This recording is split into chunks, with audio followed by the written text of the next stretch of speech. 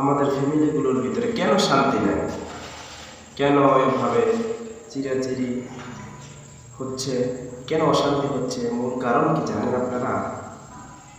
সম্মানিত হাজিরিন, এর মূল কারণ হচ্ছে একটাই, সেটা হচ্ছে ফজরের নামাজ পড়া হয় না। এই জন্য ফেরেশতারা প্রতিদিন আল্লাহ রাব্বুল আলামিন তাদেরকে ফজরের সময় রহমত নিয়ে পাঠিয়ে দেয়, প্রত্যেকের দরজায় পাঠিয়ে দেয়। ফেরেশতারা তো দরজা রহমত নিয়ে চলে আসে, দেখে দরজা বন্ধ, মানুষ উঠে না, ঘুমায়। ফেরেশতারা ওয়েট করতে থাকে। শেষ পর্যন্ত যখন সুবে সাদিক হয়ে যায়, তখন ফেরেশতারা বলে, হে রব, হে আমার রব্বুল কারীম, তোমার বান্দা তো দরজা খুললো না, কি করবো রহমতগুলো?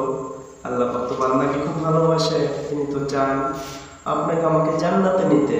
তিনি বলে, হে ফেরেশতারা, ওয়েট করো, অপেক্ষা করো। যখন ফজরের নামাজের ওয়াক্ত শেষ হয়ে যায়, তবুও মানুষগুলো ঘুম থেকে উঠে না, ফজরের নামাজ আদায় করে না, দরজা খুলে না। তখন আবার ফেরেশতারা বলে, আল্লাহ, রহমতগুলো কি করব? আল্লাহ পাক বলেন, রহমতগুলোকে জঙ্গলে ফেলে দাও।